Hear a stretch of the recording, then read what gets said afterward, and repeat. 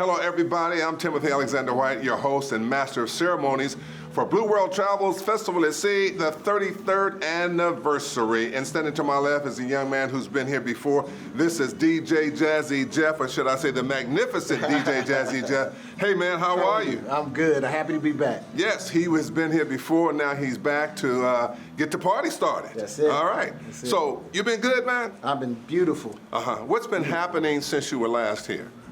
Doing a lot of studio work and really just traveling around the world making people happy. Now, when you say studio work, what does that entail really? Are you making beats or? Yes. I am very much so a producer and just bringing people in the studio and crafting sounds and trying to come out with some great records. Okay, so let me ask you this. You know, when a DJ gets ready to start the party, you start off with you have in your mind what songs you're going to play first. Like, what is your best or favorite song to play first if the crowd is just kind of waiting to try to see what is happening? You know what? I don't have a specific song. I kind of go by the moment. And I don't like to start with a bang. I like to pull you in slow and get you in because it's a journey. You don't want to go on vacation and go to the best spot first. You want to take the trip and see the trees, and then when you get to your first spot, you're like, oh, this is nice. And then you get to your second spot, and then when you land on that favorite spot, you say, this is a great vacation. Okay, now you've been an artist and a performer, I would say. Now, a lot of people who are kids, when they're growing up, a lot of the parents will see a skill that person has, and I'm talking about singers mainly. My kid is 4 years old or 5 years old, and they love to sing, so you anticipate them being a singer of some sort.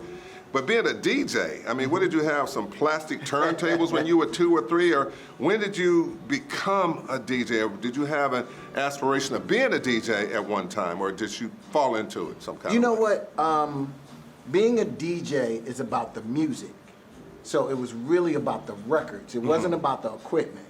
You know, me gifting or being gifted records from my older brothers and my sister and even my dad, you know, is where my love of music came from. And then you become the guy in the neighborhood, then when somebody's having a birthday party, I'm gonna bring my little bag of records and I'm gonna play all of the records. And that just keeps carrying on. Did you really start like that? I've really started like that. So when I was DJing years ago, you know, the party, I was the DJ and that was it. But now in the generation that you've come up in, I'm a little bit older than you, you got a DJ and you got a performer. So you got a singing group on stage and then you got a DJ over in the corner or behind them. Tell me about that experience. When did that happen for you? How did that evolve? Well, mine kind of started with being a DJ first and just making sure everybody has a good time at the party. Right. Then it turned into when Will and I got together, DJ Jazzy Jeff and the Fresh Prince, and we started having a DJ rapper thing. And then it turned into you being the backbone of the music. Sometimes you have artists that don't carry a band and you become the person who basically provides the backing track. You like doing that? Yes. Yes, I prefer a band. I don't want to take the work away from me. Right. But I grew up, I enjoyed going to see a concert in Philadelphia. So, you know, just with the roots of Gamble and Huff and Philly International, you know, I grew up with bands at block parties and the DJ was the intermission. As far as the music goes, Philadelphia is that they've had the sound of Philadelphia, TSOP. That's it. You got the Detroit Motown sound. Yes. You got the dirty sound, the Memphis sound. Yes. You know, so you kind of right smack dab in the middle of things. Yeah. Have things speeded up for you or slowed down? Speeded up, actually. I think what happened, and I've been saying this, the pandemic woke up grown folks. That I think it gave people a little bit more of an urgency to go and have a good time. So I enjoy playing for my grown folks. Okay. I know that, or at least tell me if I'm wrong, during a party, it's really, or is it really about keeping people on their feet, partying, doing the jam, staying lively, staying active, and then the DJ then starts to play a love song? So you're playing 15 hype songs, and then you slow it down to the love song. And then you say, hey, we're going to slow it down just a little bit, right? To give the lovers in the house a chance to get close and communicate and hug and kiss or whatever, right?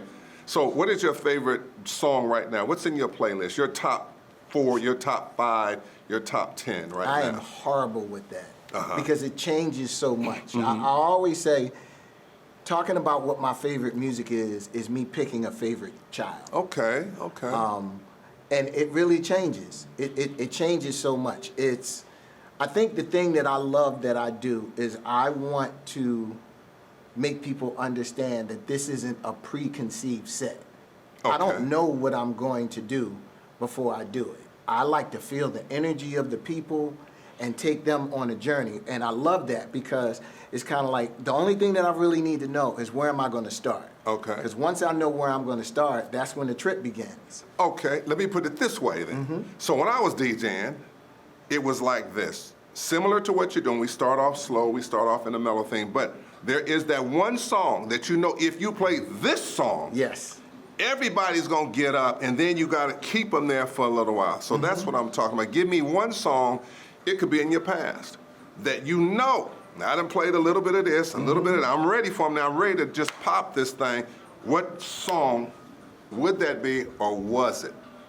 Well, was and is, and it will probably always be Frankie Beverly. I knew you were gonna say that. Because you know. I knew you were gonna say that. We even do it here on our first night. When we open up, I have David play Frankie Beverly Mays. That's it. It is the song that is going to before I let go. That's it. It's just something about that song that gets that. It's and you know who else makes that same kind of vibe as Maxwell. Absolutely. You know, Absolutely. he's got that same grown folks vibe that you can just do it. You know, and then Motown, of course, Always. and.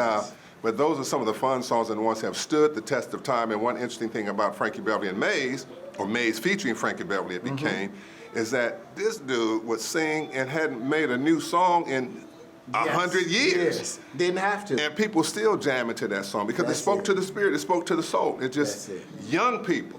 That's it. And even, what was it, Frankie's son, Anthony, they did a tribute where they had a lot of different singers sing a lot of Frankie, a lot of Mays' songs, just to show you how music can stand the test of time. That's right. Greatly. So, where would you like to be in 4-5? What else other projects are you doing? I know you're spinning the records, but are you gonna, you tell me, where would you like to be in 5, 6, 7, 8 years? You know what? I find that question interesting because sometimes people think you're supposed to constantly evolve. When you evolve to a place of joy, you want to just stay there. Okay.